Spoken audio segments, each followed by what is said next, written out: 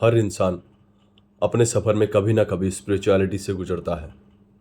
कभी धर्म में, कभी खुद में। लेकिन सवाल यह है, जब एक सेकुलर फ्री थिंकिंग इंसान इस्लाम जैसा स्ट्रक्चर्ड फेथ छोड़ता है तो असली वजह क्या होती है। नमस्ते, सलाम और सत श्री अकाल दोस्तों। मैं हूं हलाल काफिर और आप देख रहे हैं एक्स मुस्लिम डिबेट्स हलाल काफिर। एक ऐसी जगह है जहां हम ना तो ब्लाइंड फेथ को टॉलरेट करते हैं और ना ही अनकंफर्टेबल क्वेश्चन से डरते हैं। आज का टॉपिक सेकुलर स्पिरिट ने क्यों छोड़ा इस्लाम। ये सिर्फ एक पर्सनल डिसीजन नहीं होता है, ये क्लैश होता है आइडियोलॉजी का वर्सेस आइडेंटिटी का। औरतों के राइट्स हो, LGBTQ+ का एग्जिस्टेंस हो, या बस सिंपल ह्यूमन फ्रीडम। क्या इस्लाम इन सबको इवोल्व होने दे रहा है, या फिर हम सिर्फ साइलेंस और गिल्ट के बीच में अटके हुए हैं। अगर आप एक सच ढूंढने वाले हो, या शायद उससे या शायद उस साइलेंस को तोड़ना चाहते हो जिसमें कभी आप खुद घूमे हो, तो यहाँ से बेटर जगह नहीं मिलने वाली। Let's talk about it honestly. Let's welcome our very special guest, Secular Spirit. Secular Spirit, Mr. Aleem, welcome to our channel and welcome to this show. Thank you for coming to our channel. Oh, thank you for having me. I feel very privileged and honored for coming on your channel. And it's been a long time where I've wanted to just connect more with ex-Muslims from the Indian subcontinent. And many of my friends are originally from Pakistan, India. And it's amazing how Islam impacts so many people in so many different ways across different cultures. And that's the thing that I'm hoping we can talk about today. Yes, definitely. दोस्तों हमारे अलीम साहब जो है secular spirit channel से, तो English में discussion होगा, लेकिन मैं कोशिश करूंगा कि उसकी जो छोटी छोटी समरी है वो आप लोगों के सामने पेश करता जाऊं, ताकि जो हजरात जिनको इंग्लिश समझ में नहीं आती है उनको भी पता चले कि भाई डिस्कशन क्या हो रहा है। तो शॉर्ट में मैं बताने की कोशिश करूंगा कि अलीम साहब हमें क्या बताने की कोशिश कर रहे हैं। तो Mr. Aleem, let's start this podcast or this stream. So my first question is, tell us about yourself.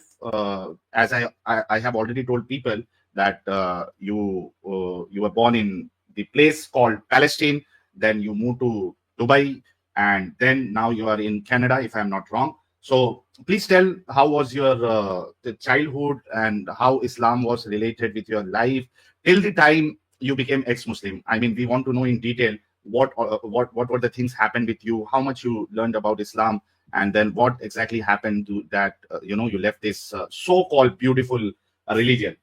Please go ahead. The mic is yours. I like that. The so-called beautiful religion until you actually live it and learn more about it. And then you see the ugly side. The ugly side comes out, yeah. If you are being honest about it, yes. Thank you so much for that introduction again. And just one clarification. So I am from Palestine, but I was actually born in Dubai. So like many Palestinians, we live outside of the country because of the conflict. I'm sure many viewers will understand. So, and by the way, if you ever want to interrupt me, ask any questions while I'm telling my story, feel free to do so. Yes. Thank you so much. Oh, no, my pleasure. So just to start off, I come from a Sunni Muslim family, not very religious, but many of my family are, you could say, devout. My own parents were not very religious, but I grew up in Dubai, learning Islam from a very young age, believing Islam is the truth. It is, like you said, the beautiful religion, the religion of peace and love. And I was told that, Allah, God, he loves each and every one of us, and we just have to believe in him, and he has all the answers for life. So these are many things. Yes. As you have allowed me, and I have a very bad habit of. Oh, no, go ahead. I'm really sorry for that. Okay, at least you're aware of it. Yeah. You said you belong to a Sunni family. So the term Sunni is very generic actually, because I have no idea. I mean, I don't have much idea about Palestine, though I have a good idea about Dubai. But when you say Sunni, especially in India and Pakistan, we have so many subsets in Sunnism also. So we have a Sunni who goes to the shrine, a Sunni who doesn't go to shrine, like the Deobandi sect. We have Barelvi sect, and we have the Salafi sect, or the Alayadi sect, which also comes under the Sunni Islam. So can you specifically tell us which Sunni Islam you are following? That's actually a really good question, and I think it will capture the kind of Muslim upbringing I had. I use the generic general term on purpose because with my family, we didn't really belong to any specific sect or school. So that's what I mean by my family wasn't that religious. We were just general Sunni Muslims. The only big distinction was we didn't believe the same things that the Shia Muslims believe in. I hope that answers your question. Yes, no problem. Yeah. Yes, Yeah. please go ahead. Yeah, so I'll continue. So growing up from a very young age, I believed, Allah is always watching me, and there are, angels and the devil and the jinn. These things were in my mind real, even though I could not see them. And from a very young age, I developed a lot of fear, because the way the educational system works in Dubai, if you are a Muslim, you are taught a class in school called Islamic education. It is mandatory if you are Muslim. And in the school, and I remind you that they are teaching these things to 7-year-olds, 8-year-olds, very young children who aren't fully developed emotionally. They are teaching them about hell. And if you are a disbeliever, if you sin too much, then you will go to this place where you will suffer all these things that some of them are depicted in the Quran. For example, that your skin will be burned and melted off. And then this is a beautiful religion, Sahil, remember, the beautiful religion. So Yeah. Allah who loves you, will beautiful religion with beautiful punishments.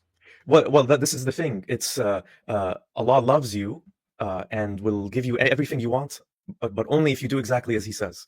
So, Right. What kind of love is this? I can ask you that. So yeah, and Allah, by His love and mercy, He will burn off your skin, and then you will grow new skin, and you will have that burned off over and over again. So, these are things I was learning when I was 7 and 8 in those years, and so I was very preoccupied about being afraid about hell and the judgment day, the Yom al-Qiyamah, which Muslims believe in, of course, as well as the end of the world, when there will be great wars, great suffering, many deaths, and then all our souls will be risen for judgment. And so I believe in all these things. I'll do one thing. I'll just summarize and let the people know in Hindi, Urdu what you already said. तो भाइयों, हमारे अलीम साहब जो कि secular spirit channel से है, इनकी परवरिश जो है वो दुबई में हुई है, और ये कह रहे हैं कि वहां पे स्कूल का सिस्टम जो होता है उसमें इस्लामिक स्टडी भी होती है, और जब ये 7-8 साल के थे तभी से स्कूल में इनको जहन्नम के बारे में बताया गया था, और ऐसी जहन्नम जहां पे जो है लोगों को जलाया जाएगा, और उनकी जब चमड़ी जल जाएगी तो उनको नई चमड़ी दी जाएगी ताकि वो पेन, दर्द फील कर सके. So just to continue, I also learned a lot about the Prophet Muhammad and the Sahaba, and in my mind, these were, the best people, the most amazing people. And the way the story of Islam, when it began, was taught to me was, this is the story of the underdog, because when Muhammad was first spreading and teaching Islam, his own family, most of them, they rejected him and they abused him, and many of his followers were abused, or they lost their money, or some were killed. And so I thought, this is the most incredible thing, the powerful story of Islam. This is good versus evil, the underdog versus the giant. And in my mind, Muhammad was the perfect man, the ideal that you should follow, which, as your viewers will know, is something that I discovered is very, very different from what the reality is. And I'll get to that a little bit later. And what I would say is, while I was a Muslim, I believed in many of the things that were positives that the religion taught. And in my opinion, Islam does teach some positive things, even though what I discovered was that many Muslims don't act on those positive things. So things like humility and modesty and generosity towards others, and not being too attached to material possessions, and accepting every Muslim as your equal, as your brother or sister. But what I soon discovered was that many Muslims do not behave in this way. One of the things I always get asked in Canada, where I am now, is when they learn that I grew up in Dubai, and they say, "Oh, Dubai, this is incredible! What a beautiful place! Everybody there must be rich, and life there must be all luxury." But what I always have to tell them is that this is not the reality of Dubai. What the reality of Dubai is there are rich people, there are successful, prosperous people, but it is built on the suffering of migrant workers from countries like India, Pakistan, Bangladesh, Philippines, Indonesia. And I would see the worst racism from the Arabs, the local Arabs, the Emiratis, towards people who are supposed to be their Muslim brothers from Pakistan or India, for example. And in my mind, I thought, how could this be? Why are these Muslims acting this way? Where is this racism coming from. And what I also noticed, and maybe I'll stop here so then you can translate the rest. I'll thank just you. add one thing. Yeah. So one of the things you must do as a Muslim is go on the pilgrimage to Mecca, the Hajj. And you only need to go once to fulfill Right. your requirement. And I knew Muslims who had a lot of money who would go once, twice, 3 times, 4 times. They would go every year. And I thought, well, isn't the true Muslim thing to do is, instead of going more than once, maybe give the money to a brother, a Muslim brother or sister who has less money, so they can go.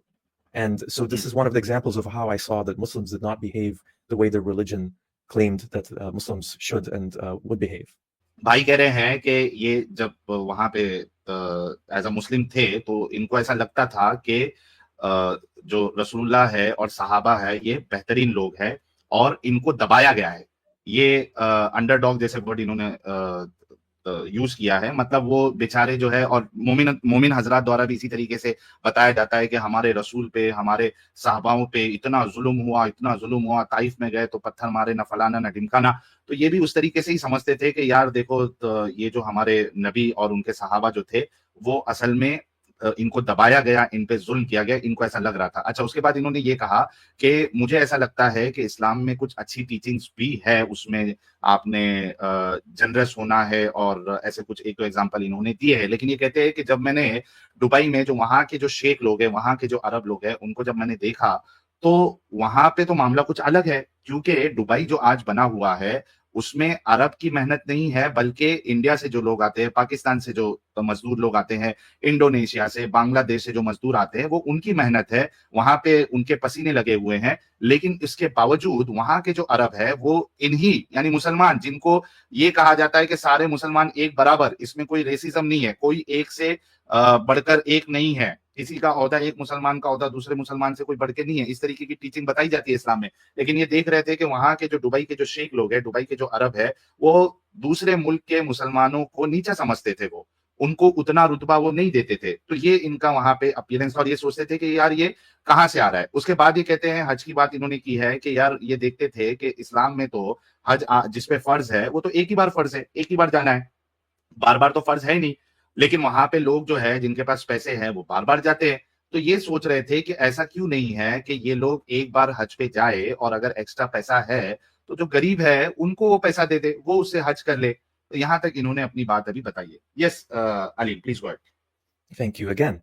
And what I noticed as well, this is of course in looking behind in time, at that moment when I was 15, 16, I didn't have enough self-awareness to see this about myself. But at that time, I had a lot of judgment and prejudice towards other people because, you know, I was Muslim and Islam is the perfect true religion. So I looked at Christians as, oh, these people, their religion is all wrong. How could they believe that Jesus is the Son of God? This is blasphemy. And I remembered thinking, I will not read this book or watch this movie or, you know, things like that, because it is made by Christians. And I felt the same way about people from the Hindu religion, that, well, they are completely wrong in their religion. So we are the ones who have the true path to peace and the afterlife through Allah, through Islam. And so I felt superior to all these other people who are not Muslim. And while I didn't personally have this feeling, because I think my family, they raised me to respect all people equally, I could see that the attitude of Muslims, Arab Muslims, towards non-Arab Muslims, so some from Indonesia, some from Malaysia, some you had them from all over the world in Dubai. There's this feeling of superiority that many Arab Muslims had, because, well, we speak Arabic, and so we are closer to the Quran, we are closer to the words that God, Allah revealed in the Quran. And that's one of those things that when the time came for me to go to university, I didn't really want to continue living in Dubai, even though it was my home. I didn't feel a connection there. And so the decision was made by my parents: you will go to Canada.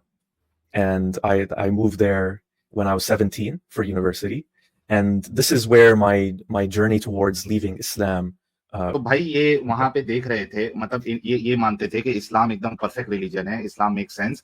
और ये Christians के बारे में इनका ख्याल था कि यार ये क्या पागलपन है कि ये ईसा को अल्लाह का बेटा मान रहे हैं। सेम ख्यालात इनके हिंदूज के लिए भी थे, जो कि आमतौर पे सारे मुसलमानों के होते हैं। ये अपना कभी भी नहीं देखते, दूसरे के रिलीजन में ये अपना दिमाग बहुत चलाते हैं। तो वहां पे इनका भी अलीम साहब का भी दिमाग चल रहा था कि ये क्रिश्चियन जो है ये मतलब इलॉजिकल है, हिंदूज इलॉजिकल है। तो ये इनका इनका जहन ऐसा हो गया था कि यार इनकी मैं किताबें नहीं पढ़ूंगा, मूवीज जो बनी हुई है वो मैं नहीं देखूंगा, क्योंकि ये सब क्रिश्चियनों की बनाई हुई है। मतलब इनका जहन इतना ज्यादा दूसरे लोगों के लिए बंद हो चुका था कि ये एक तरीके का समझिए एक मेंटल हेट ही इसको कहा जाएगा। अच्छा, इसके बावजूद लेकिन जो मेन चीज इसको हेट कर रही थी, इनको हिट कर रही थी, वो ये थी कि ये जो यहाँ के जो अरब है वो बाकी मुसलमानों को एक जैसा क्यों नहीं समझते, उनको नीचा क्यों समझते हैं। इंडोनेशिया के मुसलमानों को, पाकिस्तानी मुसलमानों को, क्योंकि दुबई में हर जगह के मुसलमान आके काम करते हैं। तो जब ये यूनिवर्सिटी तक पहुंच रहे थे, क्योंकि घर पे इनके इस तरीके से नहीं सिखाया जा रहा था और ये चीज सहन नहीं कर पा रहे थे, तो इन्होंने ये कहा कि यार मैं यहाँ पे नहीं रहूंगा। तो इनके घर वालों ने फिर और इन्होंने मिलकर फैसला किया कि भाई यूनिवर्सिटी के लिए इनको कनाडा भेजा जाए। और इस्लाम के छोड़ने की इनकी जर्नी यहीं से शुरू होती है जब वो कनाडा के लिए मूव होते हैं। So, like many people like me before me and after me, we come to Canada because we want a better education. We want to try and have a better life, a more successful career. And so this is the reason why my family sent me to Canada. But here's the other thing that happened when I came to Canada for the first time in my life. Really, here I was as an adult and almost an adult. Maybe 17 is not an adult, but I was for the first time. Yeah. That's a good point. you know that in Islam, if you start growing your pubic hair, I mean, once the pubic hair starts growing, you are already an adult. So Islamically, you are adult. Islamically, I'm adult. Yes, that's a good point. But well, let's say legally, by the legal definition of many countries, I was finally an adult alone, and I was not in a Muslim majority country. And so what happened was I was exposed to different culture, people of different religions who aren't living within the confines of a Muslim world. So meeting Christians and again, meeting Hindus, Buddhists, Jewish people, and seeing all these people, they have many things in common with me. We like the same things. We want the same things from life. And what happened next was, I think because I was so young when I left home and I wasn't sure what I wanted to do with my life, I became very depressed. And I had what you could call like a crisis. And I didn't know what to do with my life. And one of the things that confused me was, why do I have all these feelings of doubt and unhappiness when Islam supposedly gives you all the answers? Islam tells you why you were created, to worship God, to worship Allah. And it tells you that this life is temporary and it is a test for you to go to the akhirah, the afterlife, and to be with Allah in paradise. So what else do you need in terms of life guidance? Just do what Allah tells you to do, and then you will get the reward. And for some reason, this did not satisfy me because I felt like, why? This is a question that defined my life at that point. Why do I have to worship Allah? Why do I have to do what He says to go into the afterlife, the paradise? Because Allah says so. And so I started thinking about how Islam does not really give you answers. Why do we all exist? Because Allah created us. Why? Because Allah created us. So there's, if you can understand what I'm saying, Sahil, there's a dead end. There's a stop where you just have to say, Allah, Allah, Allah.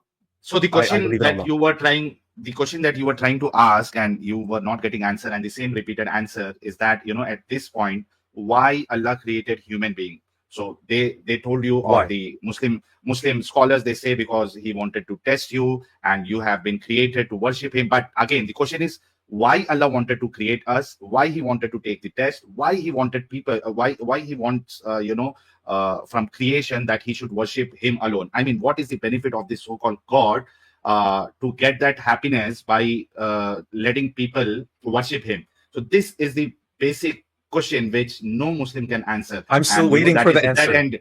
And that is the dead end you're talking about, that, at the end, because He wanted us to worship Him. And here's the dangerous question to ask to a Muslim. It would be, does Allah need us to worship Him? Because then can you say God, but then why is He doing it? Is it for fun? He's bored?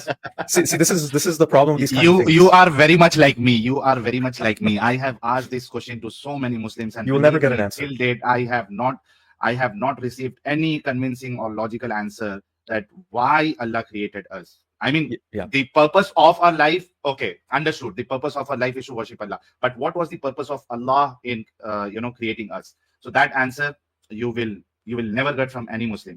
No, So maybe can I just summarize? I will the just best? add. I will just add one thing because it Yes. fits in with this topic. Maybe you and Yes. I are similar in this way, Sahil. But for me, I like to know why I am doing things. So to give an analogy, maybe you can share this with people. They will Please. understand. It's when the parents tell you, go do this, or we're going there. I would ask why, and what do some parents say? Because I said so. They don't give you the reason. They say because I am your parent and I said so. And this is what Allah does. He is the ultimate. That is a narcissistic. That is Yes. a narcissistic disorder actually. This Because I'm is- telling, because I'm telling you have to do. Yes, exactly. And Allah is the ultimate version of this. He's telling all of us what to do, but won't say why. So I need to know the reasons why, and I realize that Islam does not give those reasons. कि ये जब Canada गए तो बहुत young थे, 17 साल के थे, और बहुत ज्यादा मैच्योर भी नहीं होता है 17 साल में इंसान, क्योंकि रसूलुल्लाह को खुद 40 साल लगे थे, और हमारे दोस्त अहबाब ने कहा था कि वो ट्रेनिंग उनकी हो रही थी 40 साल तक, उनको समझ में नहीं आता कि भाई रिसालत का काम दे रहा हूँ, वो बखूबी निभाएगा या नहीं निभाएगा, अल्लाह को भी ये पता नहीं था, तो उन्होंने 40 साल डिले कर दिया था नबूवत देने का। बट एनीवेज 17 साल इनका जो है वो उम्र थी, और वहां पे अब ये एक इस्लामिक कन्फाइनमेंट से निकल के एक ऐसी जगह पे आ गए थे जहां पे एक अपॉर्चुनिटी थी पढ़ने की, लाइफ में आगे बढ़ने की। अच्छा, वहां पे ये क्रिश्चियंस के साथ भी, यानी मल्टीकल्चर जो होता है, बुद्धिस्ट इनको मिल रहे हैं, क्रिश्चियंस मिल रहे हैं, हिंदूस इनको मिल रहे हैं। अच्छा, इसके बाद क्या होता है, ये इनके जहन में सवालात आना शुरू होते हैं, और ये एक ऐसा स्टेज आ जाता है जहां पे एक इंसान कह सकता है कि यार मैं अब डिप्रेशन में आ जाऊंगा अगर मुझे इस बात का जवाब नहीं मिला। लेकिन फिर इनके दिमाग में ये चलता है कि यार इस्लाम तो हर चीज का जवाब देता है, तो मुझे डिप्रेशन में क्यों आना है? इस्लाम तो जवाब देता है ना कि हम क्यों पैदा किए गए, इस्लाम तो जवाब देता है कि हमारा मकसद क्या है। तो इनको जो इस्लाम जो आंसर दे रहा था कि भाई हमारे जीने का मकसद क्या है, हमें क्यों इस दुनिया में भेजा गया, वो इनको कन्विंसिंग नहीं लग रहा था। चलो कि भाई हमें अल्लाह ने इबादत के लिए पैदा किया, तो इनका सवाल ये आ रहा था कि अल्लाह इबादत क्यों करवाना चाह रहा है। सेम सवाल जो हम भी यहाँ पे करते हैं।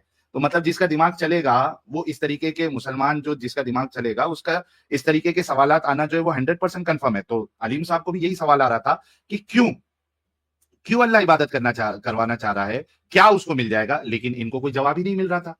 तो इनको भी ऐसी ही फीलिंग आई कि ये जो इस्लाम वाला अल्लाह है, जैसे मिसाल के तौर पे इन्होंने एक माँ बच्चे का एग्जाम्पल दिया कि यार बच्चा, माँ जो है या पेरेंट जो है वो बच्चे को कह देते ये कर, अब बच्चा पूछता है कि क्यों, तो बाप बोलता है कि मैंने बोल दिया कर दे। हालांकि एक अच्छा बाप जो होगा वो उसको बताएगा कि बेटा ये इस वजह से होना, ये इस वजह से मैं आपको कह रहा हूं कि ऐसा कर, इसमें तेरा ये बेनिफिट है, इसमें मेरा ये बेनिफिट है, इस तरीके की बात आएगी। लेकिन यहाँ पे इनको इस सवाल का कोई जवाब नहीं मिल रहा था कि क्यों अल्लाह हमारे से अपनी इबादत करवाना चाहता है। तो ये एक नार्सिसिस्टिक ट्रेट जो है इनको अल्लाह में नजर आई। In the middle of my depression, what happened was I was questioning everything about my life. So why am I in Canada?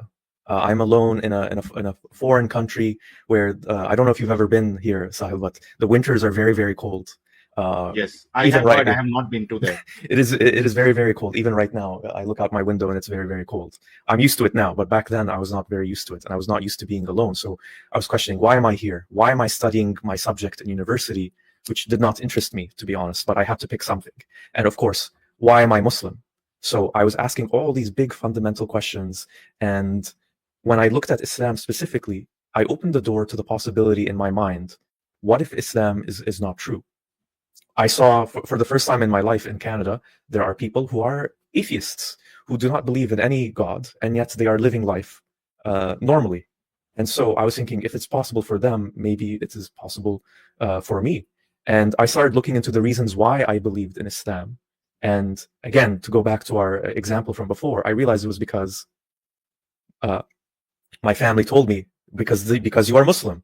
My community told me, because you are Muslim and Islam is the truth. So I realized that this whole time I was believing in Islam because people always told me that this is the truth and this is what you are. I had no choice in the matter.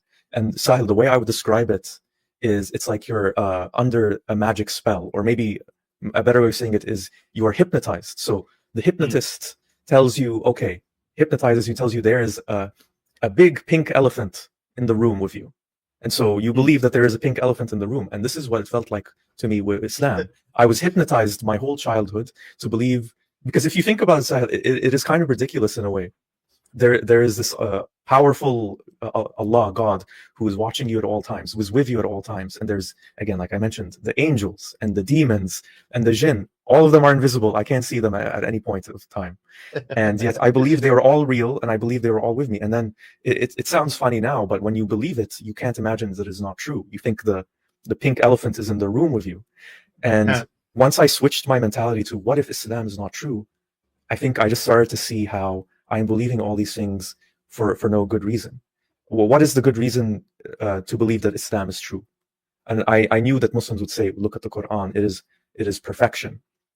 Or, well, where did everything come from if there is no Allah? And for both things, I realized that these are not convincing reasons to believe in Islam. The Quran, how can we know for sure it came from Allah? We cannot know for sure. And when you think about the whole question of where did everything come from, I realized that just saying Allah is the answer is the same thing of saying, Allah is the answer because Allah is the answer, because there's no other option. But what if we can say, and this is what really opened my mind when I was learning the things that famous atheists were saying. So this is when I was discovering Richard Dawkins or Christopher Hitchens or Sam Harris. These are now very well-known names, and they were becoming popular just as I was leaving Islam. They would all say, what about the answer is, I don't know. And I thought this is amazing to confront the big questions in life, say, I don't know, but then try to lead your life anyway. And this is what led me to thinking, you know what, I don't want to be a Muslim anymore. This is something that people always told me I should be, and I don't see good reasons for it. But that led me to discover the things about Islam that Muslims don't like to talk about. बड़ा जबरदस्त इनका जहन जो है ना, जब सवाल आते हैं ना तो सवाल बहुत सारे आते हैं, तो इसी तरीके से इनके जहन में भी सवाल आ रहे थे जिनका इनको तसल्ली बख्श जवाब नहीं मिल रहा था। तो ये कोशिश कर रहे थे, क्योंकि इनको जो जवाब मिल रहा था वो कन्विंसिंग नहीं था, तो ये कोशिश कर रहे थे यार कि ये लोग जो जवाब देते हैं वो बस ऐसी है कि बस अल्लाह ने कह दिया है तो मानो, अल्लाह ने कह दिया है मानो। अच्छा, अब ये बात इनको ऐसी लगी जैसे कि कोई मेरे ऊपर काला जादू या जादू किया हुआ है, या फिर बेटर टर्म जो इनको लगा कि जैसे कि मुझे जो है कोई हिप्नोटाइज किया हुआ है। यानी एक जो हिप्नोटाइज करने वाला होता है वो एक कमरे में कहता है कि भाई यहाँ पे एक पिंक एलिफेंट है, और वो इस तरीके से हिप्नोटाइज करता है कि आपको लगने लगता है भाई यहाँ पे पिंक एलिफेंट है।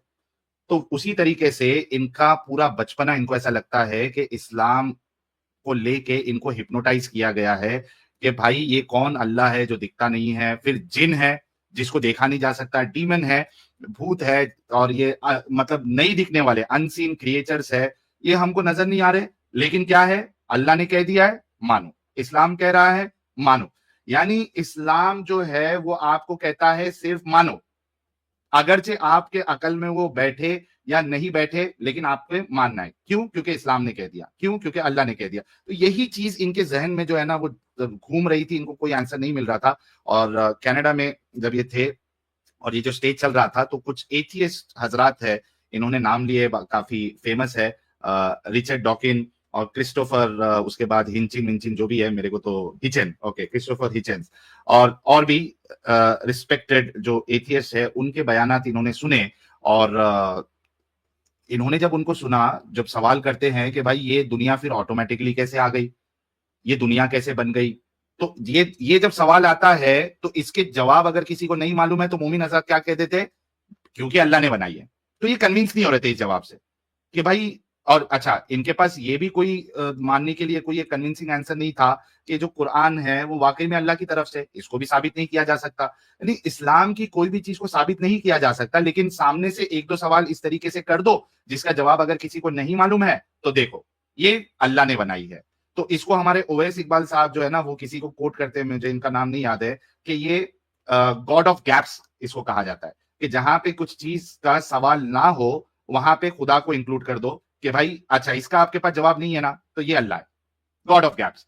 तो इसी तरीके से इनको गॉड ऑफ गैप वाला एग्जांपल जो है या आर्ग्यूमेंट जो वो इनको दिया जा रहा था कि भाई अगर इस दुनिया को किसी ने नहीं बनाया तो ये ऑटोमेटिकली वजूद में कैसे आ गई। अच्छा, तो इसका जवाब नहीं है तो क्या है, अल्लाह ने बनाई। तो जब इन्होंने देखा कि ये जो लोग हैं जिनके इन्होंने अभी नाम लिए, उनके बयानात में उन्होंने कहा कि इसका हम सीधा आंसर ये क्यों नहीं कर सकते कि हमें नहीं मालूम, I don't know, we don't know, और एक जिंदगी क्यों नहीं गुजार सकते हम अच्छी से, इसमें अल्लाह को बीच में घुसेड़ने की क्या जरूरत है। तो ये चीज उनको बहुत ज्यादा कन्विंसिंग लगी कि भाई हम वी डोंट नो कहकर भी अपनी जिंदगी जो है वो अच्छे से गुजार सकते हैं. Out of the gaps, that's exactly it. And I could Yes. not jump this gap. I could not do it. And again, like I said, once the hypnosis effect wore off, I started looking at many of the things that I had done and believed as a Muslim and that Islam taught. And I saw them, well, what if these things are just man-made? What if these are just things that people from 1400 years ago, 1400 years ago, said is the truth based on what they believed? And it becomes very horrible when you look at it that way. When I think about... I'm just interrupting you, Aleem. We know a great Islamic scholar. He just messaged me that, if Aleem is so powerful, ex-Muslim, he knows Islam, is he ready to debate him? So I said, let him finish his story, and then you can join us and have debate with you. Are you ready to debate with him? Well, it depends on debating what, but I'm happy to have a conversation at the very least. Okay, but anyways, once you complete your story, we'll call that scholar. He is a great scholar. He is such a great scholar that no scholar can match him. So I'll introduce to him, but let's wait and you will like him a lot. So let's complete our story first. Yeah, please go ahead. Okay, so where was I? So when I was looking at all these things, like the treatment of women in Islam, how women are treated secondary to the men, and I thought, is this a good thing? When I thought about my own mother, who is a proud and accomplished woman, is she really someone who should be secondary to my father in our household? And in my household, my parents were equals. So my father was not in charge of the family, the way Islam teaches. And I could see from my own family that women are just as capable as men in many, many different aspects of life. And beyond that, I was looking at the teachings of how if you don't believe in Allah, then you're a sinner, you're a disbeliever, and you deserve to be punished. And I thought, well, I've now met atheists, I've met people who are non-Muslims, and I can see they are good people, they care about others. How could someone punish those people just because they don't happen to believe to believe in you? It seems very cruel. It's very sadistic. And it's interesting how Muslims behave. So I learned a lot about the Prophet Muhammad and all about his life. And for example, I knew that he married, one of his wives was Aisha. Of course, the thing they don't tell you, they didn't teach me when I was a kid in school, was that he married her at 6 years old and he consummated the marriage when she was 9 years old. So that really also contributed to shattering my perception of the Prophet Muhammad, because many Muslims believe he's the ideal template for everyone to follow. But I could see today even, I know that there are Muslims who would marry a 9-year-old. He is uswatun hasana. Yeah, yes, exactly. Yeah. So many Muslims would, I know that there are Muslims who would do this today, marry a child, but there are many Muslims who wouldn't do it. So what changed? Did Islam change? Islam cannot change. It is the perfect religion. It is society, human beings that changed, but because we believe Islam is the truth and Muhammad is the, like you said, the perfect example that we should all follow, we have to somehow defend or rationalize a grown man in his 50s or however old he was marrying a child and having sex with a child. And this is just one of many examples. There were other things I learned about, the massacres that happened with the first Muslims and how the Muslims fought and killed each other. And when you take away that Islam is true, then you realize these are just tribes of people murdering each other for power and just doing whatever they want to do to maintain that power. And that's when I would say the hypnosis effect was completely gone, when I learned all these other things about Islam and realized how much I would call it trauma, to be honest. I'm fortunate that I was never beaten, I was never abused because of Islam physically. But emotionally, I think it is abuse to teach your children that you're going to go to hell unless you follow Allah. And then all the people who are non-believers, they will go to hell. That you will go to hell possibly for having sex outside of marriage, which I realized, why is that such a bad thing? I can see how it can lead to problems, maybe in some scenarios, but to say as a blanket rule, no, it is forbidden and you will go to hell. What kind of society runs this way, where you threaten everyone with hell for eternity, possibly? And so when I saw all these things, I thought, even though I no longer believe Islam is true, I don't want to even practice it anymore as a way to live my life. I didn't want anything to do with Islam anymore. So what was the age when you got this realization that, this is enough and, I can no more practice Islam? Around 18 years old. Oh, So 1 year after I wow. left, 1 year after I moved to Canada. Oh, that's so good actually that you understood the reality when you were just 18. You You know should what be it happy was? for this. Well, I am happy in a way, but also sad that I spent much of my teenage years being very sad and feeling guilty and afraid of hell.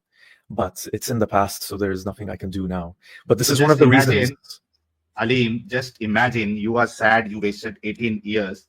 Just imagine our condition. It took us more than 30 years to understand that, we were believing in something which is not true. And it's not only about, being true. It's a waste of time. It's a waste of efforts. It's a waste of energy that you go to mosque for 5 times, or you offer prayer 5 times. Even if you're working somewhere, you take the breaks and go for the salah. You you left so many things which you could do just because you were following Islam, and you had that love for Allah and love for Muhammad, and the fear of hell. Just imagine, just compare yourself with us. 18 years and 30 years. So we wasted the prime time. You Yes, are, to be honest, you are lucky that you understood, when you were 18, that I should not follow this waste of time religion.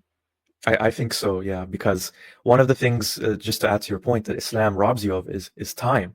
Because I think this is one of the most harmful aspects of it. It teaches you to focus on this other life, this paradise, and it teaches you to fear this thing that will happen after death. But when you're doing that, then you are not living your life in the here and now. You are wasting your time. You're distracting yourself. And then if some unfortunate tragedy should happen in your life and you die, you pass away, whenever you happen to do so, this is time you will never have back. And this is one of the greatest tragedies. Time never comes back. No. Okay, so let me just summarize what you said. तो भाई लोग ये जब ये वाला philosophical level cross करके, जो concept of God है, इसको क्रॉस करके जब ये रसूलुल्लाह की जिंदगी पर आए, तो उन्होंने देखा कि यार यहाँ पे तो औरतों का जो स्टेटस है वो अलग है. औरतों के लिए तो कुछ इज्जत नाम की चीज ही नहीं है इधर. हालांकि इनको घर पे इस तरीके से सिखाया नहीं गया था. और लेकिन जब इन्होंने असल इस्लाम देखा और उसको पढ़ा, तो इनको नजर आया कि यहाँ तो भाई एक औरत की गवाही जो है वो मर्द के मुकाबले में आधी है, और मर्द की जो है वो तो औरत से दुगनी है. इस तरीके से इनको नजर आया. उसके बाद फिर रसूलुल्लाह का सॉरी रसूलुल्लाह का कैरेक्टर देख रहे हैं, तो वो तो एक बुढ़ापे की उम्र में वो एक 6 साल की बच्ची के साथ शादी कर रहे हैं, और 9 साल में डिंगी डिंगी कर रहे हैं, मैरिज कंज्यूमेट कर रहे हैं, जिसको ये कहा जा रहा है कि ये परफेक्ट एग्जाम्पल है. वो तो इनको एग्जाम्पल कैसे माना जाए? और ये कहते हैं कि कुछ मुसलमान जो बच्चियों से शादी करते हैं वो करते इस्लाम की वजह से, लेकिन बहुत से ऐसे मुसलमान हैं जो अपनी बच्चियों की शादी नहीं कराएंगे इतनी कम उम्र में कोई बूढ़े के साथ. लेकिन इस्लाम जो है, वक्त के हिसाब से लोग चेंज होते जाते हैं, इस्लाम तो चेंज नहीं होता है. तो इन्होंने देखा कि जिसको परफेक्ट एग्जाम्पल बनाया जा रहा है वो तो एक कबायली लोग है, और वो लूट मार करके अपनी जिंदगी गुजर बसर कर रहे हैं. इससे ज्यादा आपको क्या नजर आ रहा है? जब इन्होंने रसूलुल्लाह की जिंदगी को देखा, तो उसमें इनको कोई भी बेस्ट रोल मॉडल वाली बात नजर नहीं आई. तो जब ये 18 साल तक पहुंचे, 17 साल में ये वहां कनाडा गए, और 18 साल पहुंचे तक इनका दिमाग इतना तेज काम किया इन 1 साल में कि इनको समझ में आ गया कि भाई नहीं, अब बस, अब मुझसे और इस्लाम नहीं होगा. इन्होंने इस्लाम को छोड़ दिया, क्योंकि देख रहे थे कि यार जिनके पास रिलीजन नहीं है, जैसे कि इन्होंने एथियस्ट लोगों की मिसाल दी कनाडा में, वो भी नॉर्मल जिंदगी गुजार रहे हैं. उनके रिलीजन के नहीं होने से वो कोई ऐसा बुरे लोग हैं या बुरे काम कर रहे हैं, ऐसा कुछ तो है नहीं. फिर इन्होंने एक और एक मिसाल दी कि यार इस्लाम में आउट ऑफ मैरिज अगर आप सेक्स कर देते हो तो उसके लिए इतनी बड़ी पनिशमेंट. तो पनिशमेंट जैसे कि आप लोगों को भी मालूम है कि अगर शादीशुदा नहीं है तो उसको 100 कोड़े पड़ेंगे. आप सोचो 100 कोड़े एक इंसान तो बर्दाश्त भी नहीं कर पाएगा. 100 कोड़े है, और अगर कोई शादीशुदा करता है आउट ऑफ मैरिज तो उसको पत्थर मार के स्टोनिंग कर दी जाएगी अडल्ट्री के ऊपर. तो ये कह रहे कि ये इतना बड़ा क्या पाप हो गया कि भाई आप ऐसी सजा दे रहे हो. तो ये सारी चीजें इनके जहन में घूमती जा रही थी, और ये सोचते जा रहे थे, और इनको चूंकि कोई जवाब नहीं मिला, तो इन्होंने 18 साल में इस्लाम को इन्होंने टाटा बाय बाय कर दिया. लेकिन इनको बहुत सदमा लगा इस बात से. इनको ऐसा लगा कि यार मेरी जिंदगी जो है, ये जो हिप्नोटाइज मेरे को किया गया था, ये मेरे साथ जो है जुल्म हुआ है, ये मेरे साथ जो है वो धोखा हुआ है. तो ये सदमे में आ गए इस चीज को लेके। और बहुत से लोग, हमारे एडम साहब ने भी बताया है कई बार कि जब उन्होंने इस्लाम छोड़ा तो वो तो रोते थे, यार जितना इस पे भरोसा किया ये तो मेरे साथ धोखेबाजी हो गई। इसी तरीके से इनके साथ भी मामला हुआ कि यार ये तो मेरे साथ धोखा हुआ है, ये अफीम जो चटाया गया था ये तो पूरा धोखेबाजी है। तो मैंने इनको कहा कि यार आप अपना सोच रहे हो, आप तो लकी है 18 साल में निकल गए, हमको तो 30 साल लग गए थे समझने के लिए कि भाई ये हमने अपनी जिंदगी बर्बाद कर दी है। तो दोस्तों, आज का वीडियो यहीं पर रोकते हैं। अगर आप यहाँ तक जुड़े रहे हैं तो इसका मतलब ये है कि आपको वीडियो बहुत पसंद आया होगा और आप क्रिटिकल सोच रखते हैं और ये रेयर होता जा रहा है। तो सबसे पहले रिस्पेक्ट आपको और शुक्रिया इस ऑनेस्ट कन्वर्सेशन का हिस्सा बनने के लिए। ये ईज़ी नहीं था इनके लिए इस्लाम छोड़ना, और क्योंकि ये ना बोलने के लिए ईज़ी होता है, ना सुनने के लिए। और लेकिन जब तक अनकम्फर्टेबल कन्वर्सेशन नहीं होगी, तब तक रियल चेंज नहीं आएगा। आज हमने बात की सेकुलर सोच या एक स्पिरिचुअल इंडिविजुअल भी क्यों कभी ना कभी इस्लाम से डिस्कनेक्ट फील करता है। ये सिर्फ डिसबिलीव नहीं है, ये एक सफ़र है, एक सफ़र जिसमें सवाल उठाने की हिम्मत चाहिए और जवाब ढूंढने का पेशेंस। अगर आपने कभी खुद से पूछा हो क्या ये सब मेरे लिए है, तो आप अकेले नहीं हो। आज का वीडियो उन्हीं लोगों के लिए था जो सच में सोचना चाहते हैं, ना केवल मानना। अगर आप नए हो चैनल पे तो वेलकम टू एक्समुस्लिम डिबेट सलाल काफिर। यहाँ हम सिर्फ डिबेट नहीं करते हैं, हम अनमास्क करते हैं आइडियाज को, नैरेटिव्स को और कभी कभी अपने आप को भी। तो सब्सक्राइब करो, बेल आइकन दबाओ और कमेंट में जरूर लिखो क्या पार्ट ने आपको सबसे ज्यादा चैलेंज किया, टच किया, और क्या क्या हिस्सा पसंद आया। जो सेकुलर स्पिरिट है उनका व्यक्तित्व कैसा लगा और उनकी सोच कैसी है, और वो सोसाइटी के लिए क्या क्या चीजें कर सकते हैं, क्या क्या बेनिफिशियल हो सकते हैं वो बाकी एक्स मुस्लिम के लिए। तो बस बने रहो साथ में और आवाज उठाओ, और नेक्स्ट सेशन में हम और चीजों को टच करेंगे और एक नई वीडियो के साथ आएंगे, या तो किसी एक्स मुस्लिम की स्टोरी या फिर ऐसा ही कोई डिस्कशन। तो बनाइए वीडियो के साथ में, और एक बार फिर से लाइक शेयर सब्सक्राइब करना ना भूलें। चलिए दोस्तों, मिलते हैं अगले वीडियो में। तब तक के लिए सोचना बंद मत करो, डाउट करना पाप नहीं होता, और याद रहे क्वेश्चन करना कुफ्र नहीं, करेज होता है। मैं हूं